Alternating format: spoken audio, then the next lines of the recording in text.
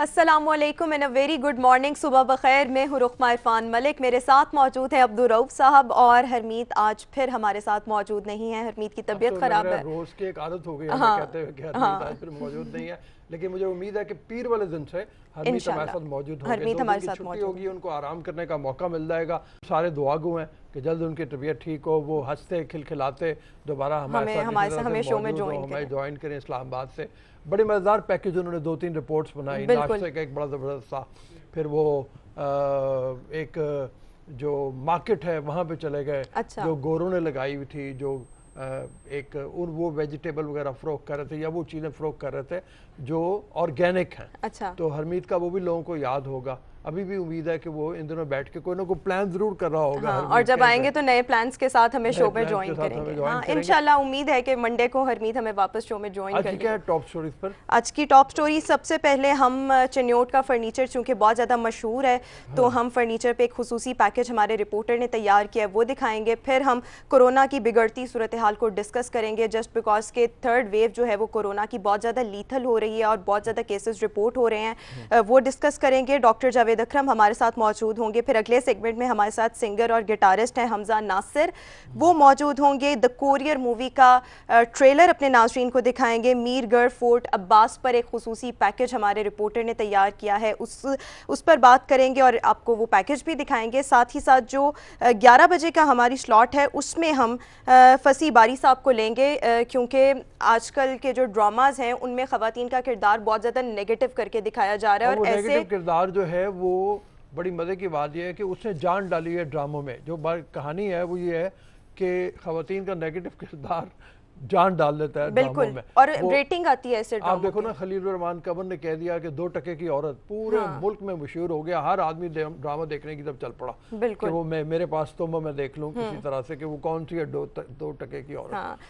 तो वो नेगेटिव किरदार कितने जानदार हैं, क्यों इतने जानदार हैं, इस बारे में और ये दिखाया क्यों जा रहा है और हमारी नौजवान नस्ल को हम इन ड्रामों के थ्रू क्या मैसेज कन्वे कर रहे हैं, इस पर फसी बारी साहब से उनकी भी ओपिनियन लेंगे। और एंड पर आज पहला वनडे है पाकिस्तान वर्सेस साउथ अफ्रीका, तो हमारे साथ इरफान जहीर साहब स्पोर्ट्स एनालिस्ट भी मौजूद होंगे। सबसे बड़ा इम्पोर्टेंट है इससे कि हम जानेंगे कि आज पाकिस्तान क्या खेलेगा, क्या खिलाएगा, कौन सी टीम होगी, कौन से किसका पलड़ा भारी होगा। हाँ, काफ़ी अर्से बाद ये पिछला साल जो है इसमें पाकिस्तान ने बहुत कम वनडे खेले हैं। और साउथ अफ्रीका जो है वो भी उसने भी बहुत कम खेले हैं। उसके बारे में तो आज मैं अखबार में पढ़ा था तो लिखा हुआ था रस्टी साउथ अफ्रीकन, यानी वो जिनको जंग लगा हुआ है थोड़ा सा, तो वो देखो उसमें से कैसे निकलते हैं। उसकी भी खबर हमारे पास ये है कि 5 उनके जो बड़े प्लेयर्स हैं, बड़े प्लेयर्स हैं, रबाडा भी उसमें शामिल है, नगीदी भी उसमें शामिल है, ये पहले 2 मैचेस में तो साथ शामिल होंगे, लेकिन उसके बाद IPL इंडिया का शुरू हो जाएगा, ये वहाँ चले जाएंगे, वो नहीं होंगे। उनकी गैर मौजूदगी में साउथ अफ्रीका की टीम थोड़ी सी नर्म हो जाएगी, कमज़ोर हो जाएगी। तो बहरहाल ये तो हम तभी डिस्कस करेंगे। अभी क्योंकि जब फर्नीचर का नाम लिया जाता है तो सबसे पहले चिन्योट हमारे माइंड में आता है, और चिन्योट का जो फर्नीचर है वो ना सिर्फ पाकिस्तान बल्कि ऑल ओवर द वर्ल्ड बड़ी अहमियत का हामिल है, बहुत ज़्यादा फेमस है। यहाँ की लकड़ी बहुत ज़्यादा फेमस है और यहाँ पर 60% जो लोग हैं उनका रोज़गार फर्नीचर की इंडस्ट्री से वाबस्ता है। बहुत ज़बरदस्त शानदार होता है। मैं कहता हूँ कि मैं एक घर में गया, स्विट्ज़रलैंड में मैं था, तो वो एक श्रीलंकन का घर था जो कहने लगे कि उन्होंने फर्नीचर खरीदा है, तो मैं दिखाएं पाकिस्तान का फर्नीचर। अच्छा, स्विट्जरलैंड में पाकिस्तान का फर्नीचर। तो हम जल्दी से पैकेज देख लेते हैं, फिर उसके बाद हम बात को आगे बढ़ाते हैं। वहाँ पे भी मैं बता रहा हूँ कि वो यानी फर्नीचर पड़ा हुआ था। अच्छा, स्विट्जरलैंड में रऊफ साहब ने पाकिस्तानी फर्नीचर चिन्योट का देखा। पहले चल के हम पैकेज देख लेते हैं, फिर इस पर मजीद भी बात करेंगे। मियारी और देदा ज़ेब फर्नीचर का जिक्र हो तो सबसे पहले चिन्योट का नाम आता है। फर्नीचर साजी यहाँ घरेलू सनत की शक्ल इख्तियार कर चुकी है। शहर की आबादी का 60% तबका इस सनत से वाबस्ता है। कारीगर शीशम की लकड़ी पर इंतहाई नफासत के साथ कुशीदा कारी करते हैं कि देखने वाला देखता रह जाए। यहाँ तैयार होने वाला फर्नीचर न सिर्फ पाकिस्तान बल्कि दुनिया भर के मुमालिक में एक्सपोर्ट किया जाता है। पूरी दुनिया में लकड़ी के फर्नीचर की कि जिसके इसके ऊपर ऐसा नफीस काम किया जाता है कि हमारे कारीगर जो हैं वो ये उनका खासा है कि उनके काम का कोई मद्दे मुकाबल पूरी दुनिया में नहीं है। चिन्योट जैसा फर्नीचर अवेलेबल नहीं है। चिन्योट का फर्नीचर पूरी दुनिया में किसी तारुफ का मोहताज नहीं। ये अंदरूनी मुल्क बल्कि बैरून मुल्क भी अपनी पहचान आप रखता है। यहाँ के जो कारीगरों का एक खासा है जो कि शीशम के फर्नीचर पे कशीदा कारी, जिसे हम आम जबान में मुनव्वत कहते हैं। मजबूत लकड़ी पर कुशीदाकारी जिसे मनोत कहा जाता है जब मुकम्मल हो जाती है तो बेडशीट, सोफा सीट और हैंडीक्राफ्ट के दिल मोह लेने वाले शाहकार बनकर सामने आते हैं। लकड़ी पर खूबसूरत अंदाज में नक्शोनिगारी करने वाले चन्योट फर्नीचर के माहिर कारीगरों ने जहां अपने हुनर का लोहा मनवाया, वहीं फर्नीचर की आलमी मार्केट में मुल्क पाकिस्तान का नाम रोशन किया। कैमरा टीम के साथ आमिर सदीकी, पब्लिक न्यूज। हम उम्मीद करते हैं कि आपको ये पैकेज पसंद आया होगा। आगे बढ़ेंगे और कोरोना की सिचुएशन को थोड़ा सा डिस्कस कर लें। रऊफ साहब, कोरोना की जो तीसरी लहर है नाज़रीन, वो बहुत ज़्यादा लीथल होती जा रही है। हमने फर्स्ट वेव देखी, हमने सेकंड वेव देखी, वो इतनी डेंजरस नहीं थी जितनी अब थर्ड वेव है। और इसमें एक अहम बात ये है कि बच्चे बहुत ज़्यादा मुतासर हो रहे हैं। तो हमारा ये जो सेगमेंट है वो ख़वातीन और बिलखुसूस पेरेंट्स के लिए बहुत ज़्यादा इंफॉर्मेटिव होने वाला है। हम वैक्सीन पर भी बात करेंगे, लेकिन पहले बच्चों में ये वायरस क्यों सबसे ज़्यादा आ रहा है। हमारे साथ मौजूद हैं vice chancellor university of health and sciences doctor Javed Akram साहब। डॉक्टर साहब, thank you so much and welcome to the show. सबसे पहले तो आपसे ये जानना चाहेंगे कि ये जो कोरोना वायरस है, तीसरी लहर में बच्चे क्यों ज़्यादा मुतासर हो रहे हैं। पहले तो ये कहा जाता था फर्स्ट वेव और सेकेंड वेव के दौरान कि बच्चे कैरियर्स हैं, वो वायरस मुंतकिल कर सकते हैं लेकिन खुद मुतासर नहीं हो सकते, लेकिन अब बच्चे बहुत ज़्यादा मुतासर हो रहे हैं, तो अब क्या करना चाहिए हमें। बहुत शुक्रिया जी आपकी अपॉर्चुनिटी का। देखें, बच्चे जो है वो पहली जब ये कोरोना पिछली दफ़ा आया जून जुलाई में, तो उस वक्त भी इफ़ेक्ट हुए थे और अनफॉर्चुनेटली वो एक डिज़ीज़ देखी गई थी दुनिया में और पाकिस्तान में, और लाहौर में भी हमारे अपने हॉस्पिटल में हुए थे, चिल्ड्रन हॉस्पिटल में, और 3 बच्चों की डेथ भी हुई थी। वो एक डिज़ीज़ थी जिसका नाम जिसको दिया गया कावासाकी डिज़ीज़। उसमें होता ये था कि बच्चे इफेक्ट होते थे और बिल्कुल ठीक हो जाते थे, माइल्ड सी डिजीज होती थी, लेकिन 6 हफ्ते बाद उनके इम्यून रिएक्शन होता था कि उनके हार्ट की जो नालियां हैं, शरेयाने हैं, उनको इफेक्ट होता था और उसमें सर्कुलेशन बंद हो जाती थी, जिसकी वजह से उनकी हलाकत हुई। वो बहुत सीरियस डिजीज थी। अल्हम्दुलिल्लाह अब वो डिजीज नहीं हो रही। अब बच्चे इफेक्ट बहुत ज्यादा हो रहे हैं लेकिन माइल्ड डिजीज रहती है, और इसकी वजह यह है कि जो म्यूटेशंस आई हैं B117 जो साउथ अफ्रीका से, फिर यूरोप और फिर यूके और फिर पाकिस्तान, ये 17 वेरिएशन आई हैं जिसमें से 2 म्यूटेशंस हैं और बाकी 15 वेरिएशंस हैं। उसका नतीजा ये निकला कि जो स्पाइक प्रोटीन्स हैं जो इस वक्त भी आपकी स्क्रीन पे चल रहे हैं, जो स्टड्स हैं, इनमें आई हैं। इन स्टड्स से या इन स्पाइक्स की अहमियत यह है कि इन्होंने फेफड़ों के अंदर जाके इनके जरिए इस वायरस ने जिस्म के अंदर दाखिल होना होता है। तो बच्चों के क्योंकि ACE2 रिसेप्टर्स जो हैं इस वायरस को लगने के, वो बड़े इमैच्योर होते हैं और इसलिए ये लग नहीं पाती थी, लेकिन अब इस वेरिएशन के बाद ये बहुत जल्दी उनको लग रही है और इसका जो पोटेंशियल है लगने का वो तकरीबन डबल हो गया है, 75% बढ़ गया है। एक तो इसका फैलाव बहुत ज्यादा चांस बढ़ गया है, दूसरा बच्चों को लगने का चांस बढ़ गया है, और तीसरा अभी जो अनफॉर्चुनेट चीज हम देख रहे हैं कि इसकी विरुलेंस भी बढ़ गई है, यानी ये बहुत ज्यादा डेंजरस हो गई है। ऑलमोस्ट 3 टाइम्स इसकी मोर्टेलिटी भी बढ़ गई है और 3 टाइम्स इसका चांस लंग डिजीज करने का या फेफड़े को डैमेज करने का एबिलिटी इसकी बढ़ गई है। अब ये चीजें तो देखें हम कुछ नहीं कर सकते, सिर्फ ऑब्जर्व कर सकते हैं कि ये हो रहा है, लेकिन दूसरा हिस्सा इसका ये है कि हमें उतनी ही एहतियात ज्यादा कर देनी चाहिए। यानी अगर हम एहतियात कुछ कर भी रहे थे तो उसको डबल से ज्यादा कर देनी चाहिए और बच्चों को भी प्रोटेक्ट करना पड़ेगा हमें। तो इसकी रिस्पॉन्स ये होनी चाहिए, तो तभी जाके हम किसी हद तक इसको काबू करेंगे। अभी तो unfortunately every day is worse than the day before. तो अभी तो मैं नहीं कह सकता कि ये पीक आ गई है या प्लेटू भी हो गया। तो this is a very unfortunate situation which calls for very strong action on part of people, especially बच्चों के लिए और अपने लिए भी, कि हम हजूमों से दूर रहें, शादियों से दूर रहें। अब तरावियाँ भी घर पे पढ़ लें और इफ्तारियाँ वगैरह भी आइसोलेशन में कर लें, ताकि हम अपनी ख्वाहिशात की अभी कुर्बानी दें बजाय इसके कि जानों की कुर्बानी हम दें। डॉक्टर साहब ये फरमाइए कि फ्रांस में मैं पढ़ा था कि बहुत पीक वहाँ पे भी आई हुई है। अप्रैल वो कह रहे हैं बड़ा खौफनाक महीना हमारा होने जा रहा है, वहाँ पे दोबारा लॉकडाउन की सूरत हाल आ गई है। सऊदी अरब में परवाज़ों के ऊपर पाबंदी लग गई है। बहुत से ममालिक ऐसे हैं जो बड़ी बुरी तरह मुतासर हो रहे हैं। तो ऐसे में पाकिस्तान की तरफ अगर हम देखें तो फिर ज़्यादा बेहतर ये नहीं है कि मुकम्मल लॉकडाउन की तरफ चला जाया जाए?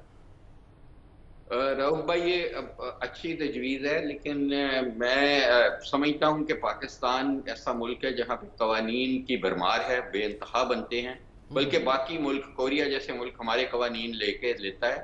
फ़र्क ये होता है इम्प्लीमेंटेशन का। कि अगर आज हम लॉकडाउन मुकम्मल करना चाहें, तो मुझे नहीं कोई एजेंसी नज़र आ रही जो इसको इम्प्लीमेंट कर पाएगी। तो उसके लिए बहुत बड़ी पॉलिटिकल विल चाहिए। आज ही खड़े हो जाएंगे ताजर, स्कूल्स की एसोसिएशंस खड़ी हो जाएंगी और ट्रांसपोर्टर्स खड़े हो जाएंगे। तो इनको आपको एज वी नो के हमें बहुत मुश्किल होगा इन्फोर्स करना, और कानून वही होना चाहिए जो आप इन्फोर्स कर सकें।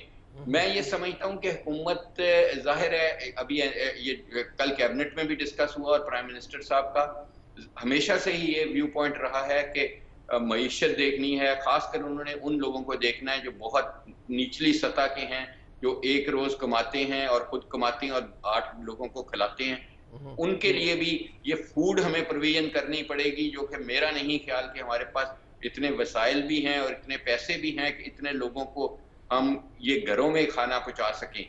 तो देखें, यूके ने किया, बाकी मुल्कों ने किया। उन्होंने क्या किया? उन्होंने जो बिजनेसेस बंद हुए उनको कंपनसेट किया, उन्होंने अरबों पाउंड्स, अरबों डॉलर्स दिया। ये मेरा नहीं ख्याल हम कर सकेंगे। इस वक्त पब्लिक को ओनरशिप लेनी चाहिए। पब्लिक को देखें, कोई ये तो नहीं कोई कह रहा कि आप जबरदस्ती बाहर निकलें, आपको ये भी कह दिया गया कि ऑपरेट फ्रॉम होम करें, आप अपने स्टूडियो की बजाय अपने घर से ज्वाइन कर लें ये प्रोग्राम। तो दिस इज पॉसिबल। मैंने अपनी यूनिवर्सिटी में क्वार्टर स्टाफ कर दिया हुआ है कि बाकी ऑपरेट फ्रॉम होम करें, तो टेक्नोलॉजी यूज करें। मैं समझता हूं कि इस वक्त हमें ओनरशिप खुद लेनी है, अपने आप को बचाना है, स्पेशली जबकि ये इतनी लंबी टनल जो कई महीनों पे मुहित है, 16 महीनों पे, और जहां पे हर 2 मीटर के बाद किसी की लाश पड़ी और 35 लाख लोग मर चुके हैं। अब एक रे ऑफ होप हमें नजर आई है वैक्सीनेशन प्रोग्राम में। तो अब तो हम बहुत करीब हैं इस चीज के, तो अपने आप को जिंदा रखना बहुत जरूरी हो गया है कि इस वैक्सीनेशन का आप फायदा हासिल कर सकें। अगर आप इसी दौरान हम मर गए, खुदा ना खास्ता, तो फिर तो देखें डेड बॉडी को तो नहीं वैक्सीन लगेगी। इस सारी मेहनत का, सारी तहकीक का कोई फायदा नहीं होगा। बिल्कुल सही फरमाया डॉक्टर साहब आपने। में यहाँ पे आपने वैक्सीनेशन का जिक्र किया, मैं आपसे ये पूछना चाहूँगी कि हमारी आबादी के कितनी परसेंटेज है जिसको वैक्सीन लग जाए, क्योंकि पाकिस्तान में वैक्सीन आ चुकी है, मज़ीद भी आ रही है, तो हम समझेंगे कि हम सेफ जोन में हैं। कितनी % आबादी को वैक्सीन लगे तो हम ये समझ सकते हैं कि अब हम सेफ जोन में? आपकी इस पर असेसमेंट क्या है? देखिए, सेफ जोन तो नहीं कहा जा सकता इस बीमारी में कभी भी। सेफ जोन तभी कहा जा सकता है कि ये अल्लाह की मर्जी से वायरस आई है और उसी की मर्जी से जानी है। जब वो कहेगा हो जा तो हो जाना है। मैं ये कह रहा हूँ कि जो हमारा टारगेट होना चाहिए, इमीडिएट, अर्जेंट, वो होना चाहिए कि 75% आबादी को एक्टिवली वैक्सीनेट कर दें, विच मीन 15.5 करोड़ लोगों को। तो इसलिए ये बहुत बड़ा चैलेंज होगा। It is not an easy challenge. अगर हम ये चैलेंज 3 साल में भी अचीव कर लें तो मैं समझता हूँ कि मुबारकबाद के मुस्तहिक होगा ये मुल्क, क्योंकि हमें फिर वसाइल की कमी है। फिर हमें देखना पड़ेगा कि हम अभी तो देखें चंद लाख सिर्फ लगा चुके हैं और वो भी सिलेक्टिव। तो मैं ये समझता हूं कि हर्ड इम्यूनिटी क्रिएट करने के लिए कम से कम आपको हम एक तो बहुत बड़ी मुमलिकत है, दुनिया की तीसरे बड़ा पॉपुलस कंट्री बनने जा रहे हैं। इतनी बड़ी आबादी को लगाने, यूके ने देखें अपने इस वक्त 6 करोड़ लोगों को लगा चुकी है, 55% को लगाया है, और उसका फायदा उनको ये हुआ कि एकदम उनकी प्लेटो ही नहीं हुआ, डिक्लाइन हो गई है उनकी ट्रांसमिशन। तो इसलिए आपकी डिक्लाइन शुरू हो जाएगी जब आप 50% को लगाएंगे, लेकिन हर्ड इम्यूनिटी आपकी तब क्रिएट होगी जब आप 75% को लगाएंगे। और मैं ये बताता चलूं कि देखें इस वक्त राइट नाउ मैं तीसरा ट्रायल कर रहा हूं इस वक्त जहां मैं बैठा हूं, ZF 2001 का। कोई भी वैक्सीन दुनिया में ऐसी नहीं आई कि वो 100% इफेक्टिव हो। हमारी अपनी जो ट्रायल था उसने क्लियरली शो किया कि 100% आपने प्रिवेंट की सीरियस डिजीज या डेथ, आपने 77% प्रिवेंट की डिजीज ऑल टुगेदर। तो इसलिए वैक्सीन इज नॉट एब्सोल्युटली, उसके बाद ये नहीं मतलब कि आप वैक्सीन की पूरी डोजेज लगवा के आप जो मर्जी करते फिरें, ऐसा नहीं है। आपको फिर भी अपनी एहतियात करनी ही पड़ेगी, और ये 3-4 साल हमें ज़हनी तौर पे, फाइनेंशियली तौर पे तैयार रहना चाहिए। डॉक्टर साहब ये फरमाइए कि ये जो आपने बिल्कुल सही बात कही है कि लोग वैक्सीन लगवा के और एक डोज लगवा के भी वो समझते हैं कि उनकी इम्यूनिटी हो गई या वो जहाँ मर्जी फिरते फिरें, तो एक डोज जो है उसके बाद 21 दिन बाद दूसरी डोज लग रही है। लेकिन आपने जो कैनसाइनो शुरू में आपने ट्रायल करवाए थे वो एक डोज वाला है, तो आप जैसे फरमा रहे हैं इसके मुताबिक इतनी आपके ख्याल में डोज है यहाँ पे मौजूद है दवाई के, वो एक डोज के बाद दूसरी डोज, और फिर जो 50 ईयर से ऊपर की है वो भी लोग जा रहे हैं, लेकिन वैक्सीनेशन सेंटर वाले उनको वापस भेज रहे हैं, कह रहे हैं कि जी अभी 60 वाली पूरी नहीं हुई, जब वो होगी तो फिर 50 वाली पे आएंगे। देखिए, जहां तक मेरा ख्याल है अभी तक गवर्नमेंट ने ये किया कि 50 से ऊपर वालों को रजिस्टर करना शुरू किया है, अभी उनको वैक्सीनेट नहीं कर रहे। कैंसाइनो सिंगल डोज वैक्सीन है और वो आज से अवेलेबल हो गई है वैक्सीनेशन सेंटर्स पे, ठीक है। तो वो सिंगल डोज है। जो साइनोफार्म लगा रहे हैं वो 2 डोज वैक्सीन है। जो ZF2001 जो हम ट्रायल में लगा रहे हैं इस वक्त, वो 3 डोज वैक्सीन है। अच्छा। तो इसलिए मुख्तलिफ वैक्सीन है। अब इस वक्त हम एक और ट्रायल शुरू करने जा रहे हैं जो नेजल वैक्सीन है, अच्छा। कि नाक के जरिए, टीके के जरिए नहीं दी जाती। तो देखें, रिसर्च तो बेइंतहा हुई है और मैं समझता हूँ कि अल्लाह ताला ने ऐसा कमाल किया कि हम इतने 1.5 साल में हम 113 वैक्सीन दरियाफ्त हो गई। RNA वैक्सीन बहुत मुश्किल होती है, RNA वायरस के अगेंस्ट वैक्सीन डेवलप करना, वरना तो एड्स की और हेपेटाइटिस C की कब से डेवलप हो जाती। और ये मेरा ख्याल है अल्लाह का एक बहुत बड़ा करम है कि हम इस काबिल हुए कि हम इसमें शफा अल्लाह ताला डाल रहे हैं।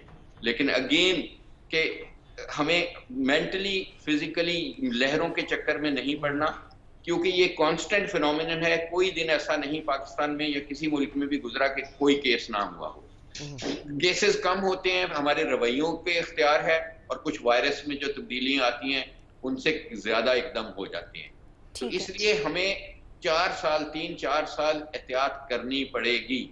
हमें न्यू नॉर्मल में ही रहना पड़ेगा।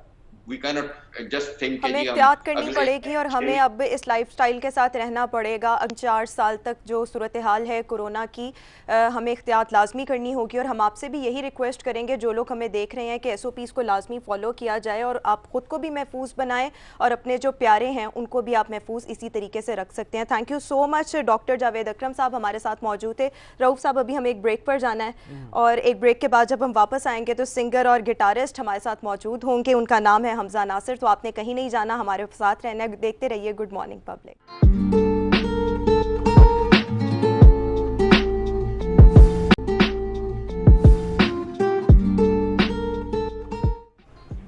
Welcome back and good morning public. Program में आपको एक बार फिर से खुशामदीद कहेंगे। वो तमाम ख़वातीनों हज़रात जिनकी म्यूज़िक के साथ खासी दिलचस्पी है, तो उनके लिए हमजा सिंगर हैं और गिटारिस्ट हैं मुमताज़ हमारे साथ स्टूडियोज़ में मौजूद है। रऊफ साहब ताफू फैमिली से, मशहूर ताफू फैमिली से, इनसे भी बात करेंगे, पूछेंगे भी ताफू फैमिली की कंट्रीब्यूशन जो है वो क्या है। खैर, लेकिन मतलब हमजा जो है ये काफ़ी एनर्जेटिक मुझे लग रहे हैं इस वक्त सुनाने के लिए हमें कुछ। लेकिन इससे पहले मैं ये बताऊं कि हमारे मुख्तलिफ सेगमेंट जो आते रहे हैं, इससे पहले हम थोड़ा सा लोगों को डरा रहे थे लेकिन यह है कि लोग घरों पे हैं, ये उन लोगों के लिए ख़ास तौर पे देखना चाहिए। उनकी हम आप कह लो कि मैसेज के साथ ही है कि अपने आप को महफूज रखें, घर पे रहें, म्यूज़िक भी साथ चलता है, हम आपको सुनाते रहेंगे, अच्छी अच्छी चीज़ें बताते रहेंगे।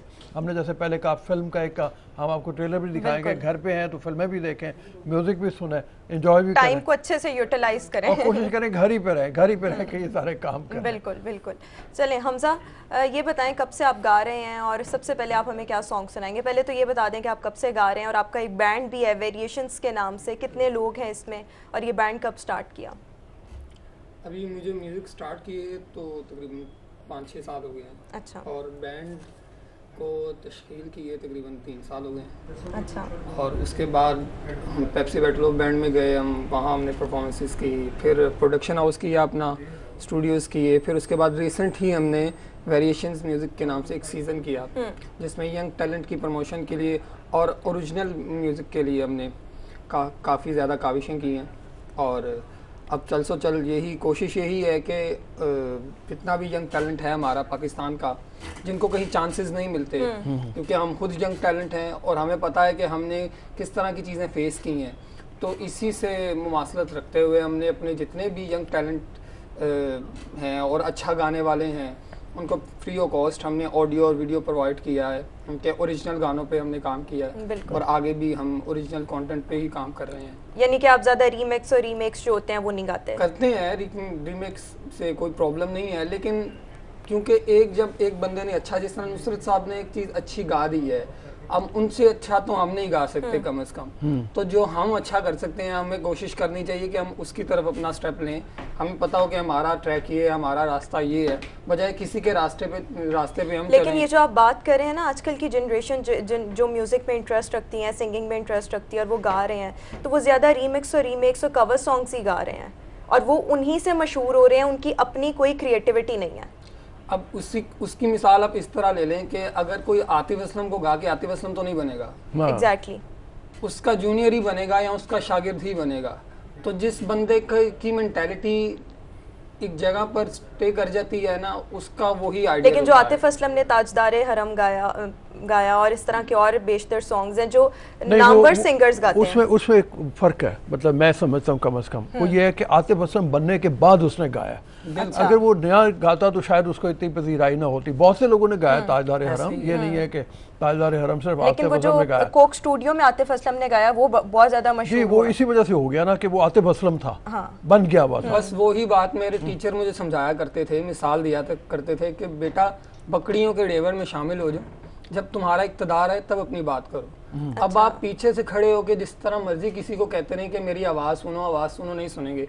जब आपका इक़्तिदार आ जाता है ना, तो तब आप कुछ भी करते हैं, आपकी बुरी चीज़ भी फैशन बन जाती है और अच्छी चीज़ तो अच्छी होती है। और जब कोई नया बच्चा या यंग टैलेंट कोई अच्छी चीज़ भी कर रहा होता है ना, उसको क्रिटिसाइज सुनने को ज़्यादा मिलता है। उसकी अच्छी चीज़ पे भी लोगों की कोशिश होती है कि हम इसकी इस्लाह कर दें, इवन कि उसको ना भी ज़रूरत हो इस्लाह की वहाँ, लेकिन फिर भी इस्लाह की जाती है उसकी। इसी तरह के अब पहले मेरे नज़दीक पहले भी अच्छी पड़ी गई थी ताजदारे हरम, वैसे भी वो जिनकी सना है वो है ही अच्छी।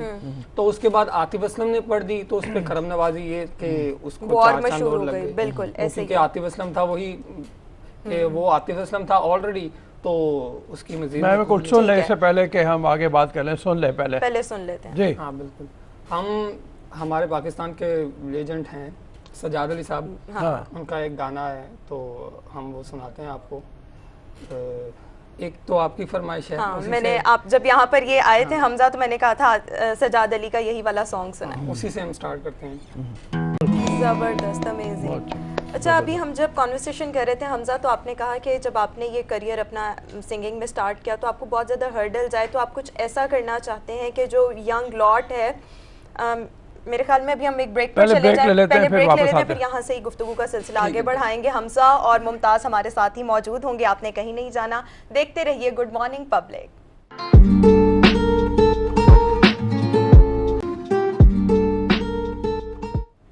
Welcome back and good morning public. Music lovers के लिए हमारा ये स्पेशल सेगमेंट है और हमजा और मुमताज़ हमारे साथ मौजूद है। गिटार मुमताज़ ने हाथ में पकड़ा हुआ है। और मुझे ये बताएं हमजा, ब्रेक पर जाने से पहले ये मेरा क्वेश्चन बीच में ही रह गया था कि आपने कहा कि यहाँ पर पाकिस्तान में म्यूज़िक को उस तरह से प्रमोट नहीं किया जा रहा, और जब आपने अपना करियर स्टार्ट किया सिंगिंग में तो बहुत ज़्यादा हर्डल्स से, अब आप कुछ ऐसा करना चाहते हैं कि जो नया टैलेंट नई लॉट आ रही है उनको वो इश्यूज़ फेस ना करने पड़े, तो आपको क्या लगता है कि आपने किन मसाइल का सामना था? कुछ वो इश्यूज़ बताएं जो कि हर उस बच्चे को जो म्यूज़िक में आना चाहता है उसको फेस करने पड़ रहे हैं पाकिस्तान में। सबसे मेन इशू तो ये है, घर वाले जब आप बताते हैं ना कि यार आपको स्कूल कॉलेजेस में पढ़ने के लिए भेजते हैं। मैं खुद पंजाब कॉलेज से पढ़ा हूँ और मैं म्यूज़िक सोसाइटी का प्रेसिडेंट भी रहा हूँ वहाँ। तो बच्चे म्यूज़िक को एक्स्ट्रा करिकुलर में लेते हैं, ये अच्छी बात है, और स्टडीज़ को भी कंटिन्यू करना पाकिस्तान में सबसे ज़्यादा ज़रूरी है। लेकिन म्यूज़िक का आगे फ्यूचर क्या है? जब आप कहते हैं घर वालों को, वालिदैन को कि हमने म्यूज़िक करना है, तो कहते हैं कि बेटा किसी का मुंह लाल देख के अपना चपेड़ा मार के नहीं करना चाहिए। कि एक बंदा अगर मशहूर हो गया तो आपको क्या लगता है कि आपकी भी वही किस्मत होगी? आगे इसका फ्यूचर क्या है? और हमारे मुआशरे में वैसे म्यूज़िक को हराम कई लोग बिल्कुल ऐसे ही है। तो उस तरीके को अपनाते हुए आपको सबसे पहले तो रजामंदी घर से लेनी कि यार हमें म्यूज़िक करने की इजाज़त दी जाए, और जब घर से रजामंदी मिल जाए फिर आपके इर्द गिर्द के जो लोग होते हैं ना, जिनके साथ आपने अपना आप मनवाना होता है कि हम म्यूज़िक कर सकते हैं, वो आपको पहले तो नहीं कहते कि यार आप कोई म्यूजिशियन बन सकते हैं, सिंगर बन सकते हैं। इन सारी चीज़ों के बाद आता है एक ऐसा फेज कि आपने कहना है कि हमने एक अपना एल्बम करना है, अपना एक गाना करना है। एक गाना बनाने के लिए कम से कम आपके पास 1 से 1.5 लाख रुपए आना चाहिए। एक एल्बम करने के लिए आपके पास अच्छी अमाउंट होनी चाहिए। फिर वो जब हो जाता है, ऑडियो भी हो जाता है, वीडियो भी हो जाता है, तो हमारा दौर ये आ गया है कि इधर सबसे ज़्यादा मार्केटिंग जब तक नहीं होती ना, गाना आपका मंजर आम पे नहीं आता। बिल्कुल। तो ये सारे वो प्रोसेस हैं कि जिससे गुजरने के बाद आप कुछ नज़र आने लगते हैं मार्केट में, पाकिस्तानी इंडस्ट्री में। हमारी हुकूमत इतने कोई अच्छे मौके फराहम नहीं कर रही गलती से। लेकिन मतलब आप जैसे बता रहे हो कि मतलब तकरीबन आपकी जेब में इतने पैसे होने चाहिए तब जाके आप करेंगे और फिर अपनी मार्केटिंग करेंगे। हाँ बिल्कुल बिल्कुल। ठीक है, चलें, बड़ी अच्छी बात आपने बताई। अब सुनाने क्या जा रहे हो? सुनाने क्या जा रहे हो अब हम आपको अपना एक ओरिजिनल सुनाने जा रहे हैं। अभी रिसेंट ही ओ मेरे यारा के नाम से मेरा एक गाना है, तो उसके मैं 2 बोल आपको सुना दूँ। अच्छा हमजा, अभी जब हमारी गुफ्तगू हो रही थी तो आपने बताया कि वेरिएशन जो आपका प्लेटफॉर्म भी है और ये बैंड भी इसी नाम से है, इसमें 5 मजीद लोग हैं, तो वो लीड आप ही करते हैं या कोई और सिंगर भी है इसमें? लीड वोकलिस्ट मैं हूँ। वैसे बैंड में ड्रमर है, लीड गिटारिस्ट हैं, बेस गिटारिस्ट है, फिर कीज प्लेयर है। सब लोग अच्छे हैं अपने काम में, सभी अच्छा है। और मैं क्योंकि तश्कील मैंने दिया है, बैंड का नाम मैंने बनाया है। और बैंड का नाम, ये हर चीज़ का नाम वेरिएशंस रखा इसलिए है कि जब मैं गाता था ना बचपन में या कहीं भी कुछ भी परफॉर्म करता था, तो मेरी आदत है मैं इम्प्रोवाइजेशन करता हूँ चीज़ों में। जो ओरिजिनल चीज़ सुनता हूँ ना उसमें कुछ ना कुछ इम्प्रोवाइज करता हूँ, वेरिएशंस लेता हूँ। तो मुझे हर बंदा कहता था कि यार ये जो तुम बीच में वेरिएशंस करते हो ना, ये थोड़ी डिफरेंट है। तो बार बार सुनने के बाद अचानक से मैं गाड़ी ड्राइव कर रहा था तो मेरे दोस्त ने कहा कि यार हम लोग बैंड क्यों ना बनाए। एक पेप्सी बैटल ऑफ बैंड आ रहा था, तो मैंने कहा यार बैंड बनाते हैं, ठीक है, बैंड का दौर भी चल रहा है आजकल। तो उसने कहा क्या नाम रखें, तो अचानक से मेरे जहन में आया ये नाम। मैंने कहा यार वेरिएशंस, हर बंदा जो वेरिएशंस करता है ना, इसको कंटिन्यू करना। Variations is a good name. लेकिन हमने अभी माजी में देखा और अभी रीसेंट पास्ट में हम देखें तो जितने भी बैंड्स बनते हैं ना वो टूट जाते हैं। वो एक टाइम आता है उसके बाद वो आपस में लड़ पड़ते हैं। स्ट्रिंग्स की अगर हम बात करें तो रिसेंटली स्ट्रिंग्स भी टूट गया वो बैंड। तो ये आपको लगता है कि आप भी आगे इस तरह इकट्ठे चल पाएंगे? क्योंकि जितने भी आज तक बैंड्स बने हैं मेजॉरिटी खत्म हो जाते हैं। स्ट्रिंग्स हमारे मेंटर भी रहे हैं पेप्सी में, और उनका 33 साल का साथ था जो अब जाके उनका, और मेरे ख्याल से कुछ मजबूरियां होंगी जो उन्होंने छोड़ दिया। और बैंड्स मेरे ख्याल से बनते ही टूटने के लिए हैं। जब तक वो टूटे ना, हर बंदा एक ही पैटर्न पे चलता रहेगा तो कब तक चलता रहेगा। शायद हमारा भी बैंड पता नहीं कितना अरसा चलता है या कितनी देर चलता है, अल्लाह खैर करे।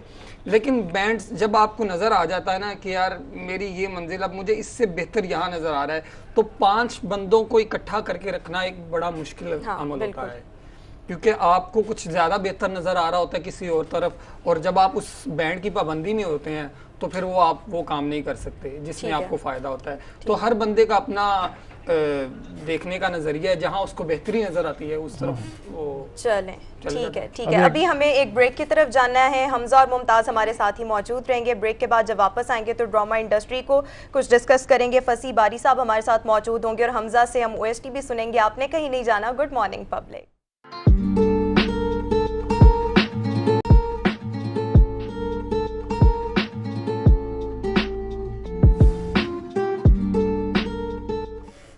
Welcome back and good morning public. Hamza और मुमताज़ हमारे साथ स्टूडियोज़ में मौजूद हैं। मुमताज़ ताफ़ू आपका पूरा नाम है। ताफ़ू फैमिली जो है वो म्यूज़िक से वाबस्ता है और कई अरसे से म्यूज़िक से वाबस्ता है। आपके फादर सज्जाद ताफ़ू साहब भी अल-हमराज काउंसिल में म्यूज़िक की क्लासेस, और दादा भी फिर मेरे ख्याल में, और पता नहीं कौन कौन बड़े नाम है। तो फैमिली माशाल्लाह मतलब म्यूज़िक के साथ फैमिली। मेरे दादा अबू साद ताफ़ू खान जो कि वर्ल्ड वाइड बेस्ट तबला नवाज़ हैं। उसके अलावा उन्होंने बहुत सारी 1000+ मूवीज़ का म्यूज़िक दिया हुआ है, जिनमें सुन वे ब्लोरी अखवालिया, जिंदा यार जुदा हो जावे और नींद उड़ जावे, एमी रुसियाना का मेरी जान से जना, जालमा कोका कोला पिला दे। अभी ये यानी कि म्यूजिक आपके जीन्स में है। बिल्कुल ऐसे समझ लें कि ब्लड में मिला है। आँख खुली है तो खिलौना नहीं मिला, गिटार मिल गया। गिटार मिला। ये सीखने में कितना टाइम लगा? ये देखो, ये इसने जो बात की है ना, जालमा कोका कोला पिला दे, ये भी ताफू साहब की मतलब वो जिसको इतना बड़ा मतलब फिर वो पहुंचा दिया। ये कोक स्टूडियो ने भी किया बाद में। हाँ जी बिल्कुल बिल्कुल। तो ये बस इसी तरह। और आजकल म्यूजिक से रिलेटेड क्या काम कर रही है आपकी फैमिली या फादर? म्यूज़िक से रिलेटेड फादर भी काफ़ी काम कर रहे हैं, वो माशाल्लाह म्यूज़िक को बहुत ज़्यादा गवर्नमेंट के लिए भी सर्व कर रहे हैं। अलहमरा में टीचर हैं, उनके कोई 500+ स्टूडेंट्स हैं पाकिस्तान में पूरे। ठीक है। और बहुत से मतलब कि वो काम कर रहे हैं, चैनल्स के साथ काम कर रहे हैं। उसके अलावा हमारी फैमिली में साहिर अली बग्गा साहब हैं जो कि बहुत मशहूर सिंगर हैं। अच्छा, आपसे बात हो रही है हमारी, साथ में फसी बारी खान साहब हमारे साथ मौजूद है। अस्सलाम वालेकुम फसी। वालेकुम अस्सलाम, कैसे हैं रऊफ साहब? बस ठीक ठाक, आप कैसे हैं? बिल्कुल ठीक ठाक, यहाँ हम रौनक जमा के बैठे हुए आपके इंतज़ार में। आप ये बताइए कि बात बगैर तवक्कुफ़ के शुरू करते हैं। ये जो एक बात आ गई 2 टके की औरत, एक नेगेटिव किरदार मतलब हो गया। हम उस तरफ तो नहीं जाएंगे कि वो क्यों कहा या कैसे कहा, लेकिन एक कहानी मतलब ये चली कि जी फिल्म और ड्रामा इंडस्ट्री में ख़ास तौर पे इस वक्त नेगेटिव किरदार ख़वातीन के बहुत पॉपुलर हो रहे हैं और उन्होंने एक तरह से जान भी डाली हुई है। तो इसके बारे में क्या कहेंगे? मतलब ये जानबूझ के है या मतलब एक मसाला बन गया है, क्या है ये? देखिए रऊफ, मैं आपको एक बात बताऊं, हमारे यहाँ ना एक भेड़ चाल है। मैंने हमेशा देखी है जब से मैं इस इंडस्ट्री में हूँ, बल्कि अब बहुत ज्यादा होने लगी। पहले फिर भी टीवी इतना कमर्शियल नहीं था, कुछ एक्सपेरिमेंटल चीजें भी तवातुर के साथ हो रही थी। लेकिन अब प्रॉब्लम ये है हमारे इधर कि जैसे एक लहर सी चलती है कि जी हलाला पे एक ड्रामा चल गया, उसकी रेटिंग आ गई, अब सारे लोग हैं वो उस रेटिंग के पीछे पड़ जाते हैं। फिर उसके बाद आपने बीच में देखा होगा कि एक इंतहाई सेंसिटिव टॉपिक, जिसको मैं कहता हूँ कि बहुत ही हमें सोच समझ के अपने टीवी स्क्रीन तक पहुंचाना चाहिए, वो है चाइल्ड अब्यूज।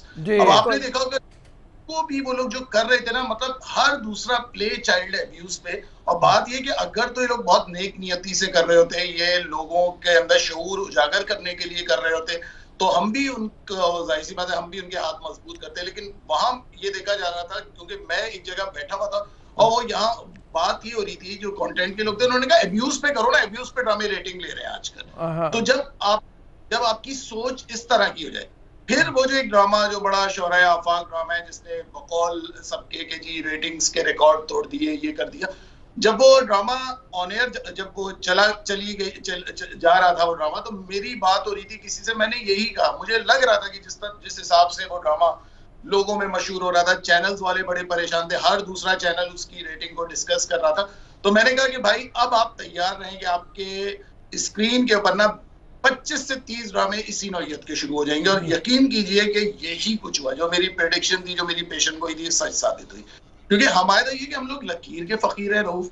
हमारे इधर मसला सबसे बड़ा ये है कि हम अपने उससे नहीं सोचते कि भाई हम कोई नया कंटेंट दें लोगों को या कोई नई चीज लोगों को पेश करें।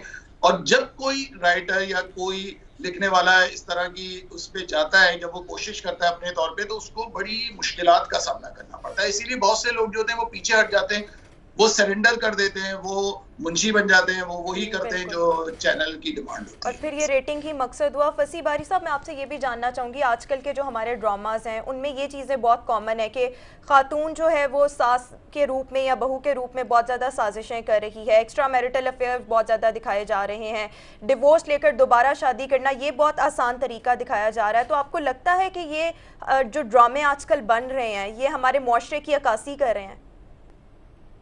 देखिए, ड्रामे तो हमारे माशरे की बिल्कुल अक्कासी नहीं कर रहे। आजकल के ड्रामे तो अगर मैं तो ये कहूंगा कि 90% ड्रामे जो है वो बिल्कुल अक्कासी नहीं कर रहे। दूसरे कुछ हमारी ना बड़ी स्टूपिड किस्म की बातें हैं जो हम लेके चलते हैं, जो अब हमारे मजे की बात है, जो डाइजेस्ट की लिखने वाली कुछ खवातीन है वो तक इस तरह के ड्रामे पेश कर रही हैं कि जो मतलब औरत होते हुए औरत की इंसल्ट कर रही हैं, उसको गिरा रही हैं। और फिर क्या ये होता है कि जी एक जवाब क्या पेश किया जाता है कि जी औरत जो होती है वो औरत की दुश्मन होती है। मुझे तो ये बहुत ही स्टूपिड बात लगती है। क्या मर्द का दुश्मन नहीं होता? कितने मर्द हैं जो एक दूसरे के खून के प्यासे हैं। तो ये तो छोड़ दें, ये बातें पुरानी हो गई, बड़ी क्लीशे बातें हो गई, इनका पीछा छोड़ दें, कुछ नए एंगल वो करें। और इसके लिए मैं कहता हूं कि आपको चैनल्स वालों को वो करना पड़ेगा, क्योंकि देखिए इंडिविजुअल कोई कुछ नहीं कर सकता। यही चैनल वाले थे एक जमाने में, मुझे याद है कि टीवी पे ड्रामे चले थे स्टार प्लस टाइप के, ये 2000 के शुरू की बात है, बिल्कुल उन्होंने उसी तरह औरतें जेवर पहनी हुई हैं, मेकअप की हुई हैं, रात को सोते हुए ज्वेलरी पहन के सो रही हैं। तो वो उस दौर में लोगों ने इतना क्रिटिसाइज किया कि उन्हें मजबूरन वो ड्रामे बंद करने पड़े। लेकिन अब आप देखिए कि धीरे धीरे मुझे तो ऐसा लगता है कि शऊरी तौर पे ना, मुझे लगता है ये प्री प्लान हम लोगों को बिल्कुल 0/0 बनाया जा रहा है। अच्छा, ये भी बताइएगा कि आपको नहीं लगता अगर ऐसे ड्रामास बन रहे हैं और रेटिंग ही मकसद है और इस तरह के जो इश्यूज हैं वो नहीं हाईलाइट होने चाहिए, तो इस तरह के जो ड्रामास हैं, इस तरह के जो स्क्रिप्ट हैं, उनका प्रॉपर चेक एंड बैलेंस का निज़ाम मौजूद होना चाहिए। पेमरा को नोटिस लेना चाहिए या गवर्नमेंट को कुछ करना चाहिए कि वो प्रॉपर तरीके से इस तरह के जो मामला हैं उनको लुक आफ्टर करें। देखो ना, मतलब हम ये अंदाजा किए बगैर कि मुआशरे में बिगाड़ कितना पैदा हो रहा है, इनके असरात कितने ज़्यादा पड़ रहे हैं, सिर्फ रेटिंग के चक्कर में हम लोग इस तरह की चीज़ कर रहे हैं। तो कोई तो रेगुलेटरी बॉडी होनी चाहिए ना। देखिए, पेमरा तो फजूल बातों पे करता है। पेमरा ने बाज़ दफा उस ऐसे ड्रामों पे पाबंदी लगाने का वो किया कि जो वाकई कोई अच्छी बात लेके चल रहे थे। उसके बावजूद अभी भी मेरे कुछ दोस्त हैं, जैसे बीगुल हैं, उन्होंने एक ड्रामा किया था डर सी जाती है सिला, जो मतलब सेक्सुअल अब्यूज पे था और वो बड़ा नाजुक मौजू था और वो था टॉपिक इस तरह का कि पेमरा को चाहिए था कि वो आपके हाथ मजबूत करता है, एक राइटर को वो करता, लिबर्टी देता, लेकिन वो बताती है कि जी उसमें बड़ा तंग किया गया। तो ज्यादातर लोग जब लिख रहे होते हैं तो सबसे पहले एक राइटर के सर पे जो तलवार लटक रही होती है वो पेमरा की लटक रही होती है। तो पेमरा हमेशा, आप देखिए, बुरे ड्रामों पे पेमरा ने पाबंदी लगाई, फिर हटा ली।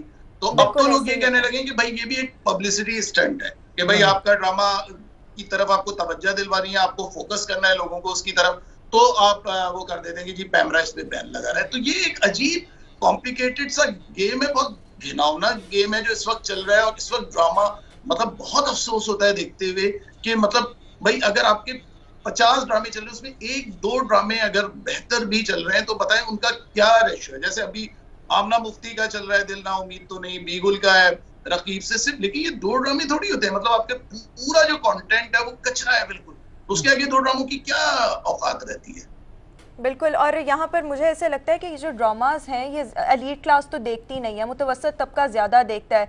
तो हम उन मुतवसत तबके की बच्चियों को क्या मैसेज दे रहे हैं और उनकी तरबियत क्या हो रही है इन ड्रामे से। और फिर रऊफ साहब, आजकल के जो ड्रामास हैं वो फैमिली ड्रामास नहीं है, सब मिलकर बैठ कर ड्रामास नहीं देख सकते। तो बिल्कुल देखिए, मैं इस चीज पे तो नहीं कहता कि सब मिलके ड्रामा देख रहे हैं या नहीं देख रहे, क्योंकि आजकल तो सभी कुछ लोग देख रहे हैं, सभी को पता है, सभी कुछ देख रहे हैं। लेकिन मुझे ऐसा लगता है कि ड्रामा जो है ना, मतलब जो रियलिज्म से हटा है, उसका नुकसान ये हुआ है कि जो आपकी बहुत सी ऑडियंस है वो ड्रामा देखना पसंद नहीं करती, क्योंकि उनको लगता है हमारा ड्रामा बहुत शैलो हो चुका है। आप देखिए, लोग बाहर की वेब सीरीज देख रहे हैं, अच्छी वेब सीरीज भी लोग वहां देख रहे हैं, वो पसंद कर रहे हैं, क्योंकि एक ऐसा आपने सर्किल अपने से खो दिया है, मतलब टीवी वालों ने, कि जो यूथ थी आपकी, जाहिर सी बात है यूथ के देखने के लिए कुछ है ही नहीं। जो बातें हो रही हैं वो इतनी सतही हो रही हैं, इतनी शैलो बातें हो रही हैं कि उसको क्या इंटरेस्ट होगा। और अभी भी आप देख लें कि कुछ, मतलब आप देखें नया कुछ भी अगर हमारे इधर होता है, मतलब अब देखिए कुछ लोगों ने कुछ वेब पे कुछ शॉर्ट लेंथ मूवीज बनानी शुरू की है, ठीक है, अभी उनका बहुत अच्छा रिस्पॉन्स नहीं है, लेकिन लोग उनकी तरफ अट्रैक्ट हो रहे हैं। क्योंकि इसी तरह होगा कि जब कंटेंट बेहतर होगा तो अगर उन्हें टीवी से नहीं मिलेगा तो वो वेब की जानिब कन्वर्ट हो जाएंगे। और दूसरे देखिए, एक बात बताऊं, हमारे इधर ना मुझे बात बातों पे इतना शदीद गुस्सा आता है, जैसे लोग कहते हैं कि जी 8 बजे का ड्रामा औरतें देखती हैं। तो यार आप अपनी औरतों को इतना अंडर एस्टिमेट क्यों करते हैं? औरतों को क्यों नहीं, मतलब जैसे मैंने किसी को एक ड्रामा दिया, मैंने कहा यार ये कहानी है कि एक लड़की है जो पुलिस सर्विस कमीशन का एग्जाम पास करती है और वो निकलती है अपनी उससे मुख्तलिफ केसेस होते हैं जिनसे वो गुजरती है, एक औरत होकर वो किस तरह फेस करती है। उन्होंने कहा नहीं, ये 8 बजे वाली ऑडियंस नहीं देख सकती इसको। तो आप भाई, मतलब आप देखिए, मैं तो कहता हूँ आप खवातीन को इस बात पे स्टैंड लेना चाहिए कि भाई आप लोगों को क्यों ये लोग इतना मतलब बेवकूफ, इतना नाकिसुल अक्ल साबित करने के लिए तैयार बैठे कि जी 8 बजे का ड्रामा औरतों का होता है, इसलिए उसमें हम कोई अच्छी चीज, कोई बामकसद चीज, कोई समझने वाली चीज हम नहीं दिखा सकते जो सवाल उठाती है। उसमें फंसी एक और चीज़ भी है, वो ये है कि एक ज़माने तक पीटीवी जो है वो सेंटर ऑफ एक्सेलेंस रहा है, और अभी भी जैसे दूरदर्शन है वो सेंटर ऑफ एक्सेलेंस बन जाता है कि जो रीजनल ड्रामा है, जो पैरेलल ड्रामा है, जो अच्छा ड्रामा है, जो अच्छी फिल्म है, बच्चों की चीज़ें वो दिखाई जा रही हैं। यहाँ पे वो भी काबिल तकलीद नहीं है, वो भी उसी रट में फंसा हुआ है। एक अर्तुगरल तो शायद उन्होंने कर दिया शायद, लेकिन उसके अलावा कुछ भी नहीं है, बिल्कुल वही कुछ है। तो बहरहाल फसी, बहुत शुक्रिया, इंशाल्लाह इस बारे में बात होती रहेगी आपसे, इंशाल्लाह फिर भी आपसे बात करेंगे, आपसे गाइडेंस रहेगी। Very much. तो वापसी आप ही की तरफ, आपने भी ड्रामे के बारे में सुना, आप देखते हो ड्रामे? वैसे ड्रामास देखते हैं, बिल्कुल देखते हैं। यही तासुर आपके भी हैं जो हम बात कर रहे हैं। बस मैं इसी से रेलेवेंट, अगर आप मुझे कुछ सुनाने का कहते हैं तो मैं इसी से रेलेवेंट, मेरा अपना ओरिजिनल एक बेटी ड्रामे का OST था जो मैंने गाया था, KRY के लिए बेटी ड्रामा आया था। तो उसके मैं आपको चंद अशार सुनाता हूँ। वही बातें आपकी सुन के मुझे वो अचानक से याद आया, तो मैं आपको उसके सुनाता हूँ। ये कौन सा ड्रामा याद है? ये बेटी ड्रामा था। अच्छा, बेटी ड्रामा भी बेटी था। अभी रिसेंट ही ये खत्म हुआ है, एयरवाई का ड्रामा था, ये बेटी ड्रामा था। और अच्छा, उसका मैंने आजकल ये बड़ा ट्रेंड चल रहा है ओएसटी सॉन्ग्स का। ड्रामा के जो ओएसटी हैं वो बहुत ज़्यादा फेमस हो रहे हैं, बजाय इसके कि मूवीज़ के गाने और जो दूसरे गाने हैं वो इतने हिट नहीं हो रहे, लेकिन ओएसटी बड़े हिट हो रहे हैं। उसकी वजह ये है क्योंकि पाकिस्तानी इंडस्ट्री है, तो पाकिस्तानी इंडस्ट्री में ज़्यादा मकबूलियत ड्रामास की है। बिल्कुल, फिल्म्स इतनी बन नहीं रही, वसाइल नहीं है लोगों के बनाने वाले, प्राइवेट कंपनीज के और जो जितने भी प्रोड्यूसर्स हैं, और दिमाग भी नहीं है। मुझे लग रहा है वसाइल थोड़े के साथ भी बन सकते हैं। हाँ, मसाइल ज्यादा हैं, वसाइल भी नहीं है, मसाइल भी है, पता नहीं, आपने बिल्कुल ठीक और दिमाग भी नहीं है, अनफॉर्चुनेटली। हम लोग फंसे हुए हैं एक खास किस्म की इंडिया की इंडस्ट्री में ही फंस चुके हैं। हम जो चीज़ निकालते भी हैं तो उन्हीं की इंडस्ट्री से निकालते हैं। और कहीं ना कहीं मैं देख रहा था पिछले दिनों में एक मूवी, उसमें जितनी भी मूवीज़ है ना, उसमें कहीं ना कहीं जिक्र खैर हम इंडिया का, खैर या ना खैर, इंडिया का लाजमी लेके आते हैं किसी ना किसी तरीके से, ताकि वो उसमें मकबूलियत हो या क्रिटिसिज्म हो तो हाइप बने। हम उनके असर से बाहर निकल नहीं पा रहे, और जब हम उनके असर से बाहर निकल आएंगे तब इंशाल्लाह हम बेहतरी करेंगे हमारी इंडस्ट्री। बहुत मेहरबानी, thank you very much for coming. आपको अल्लाह ताला कामयाबी अता करे, मतलब आपके एंडेवर्स में जो भी कोशिशें आपकी मतलब उसमें हो जाए। और A+ के नाज़रीन से हमें उसके बाद इजाज़त लेनी होगी, लेकिन हमें जाते जाते इनसे कुछ सुन लेते हैं। इसी पे हम ब्रेक पे चले जाएंगे। जाते जाते मशहूर OST सुनाएं किसी ड्रामे।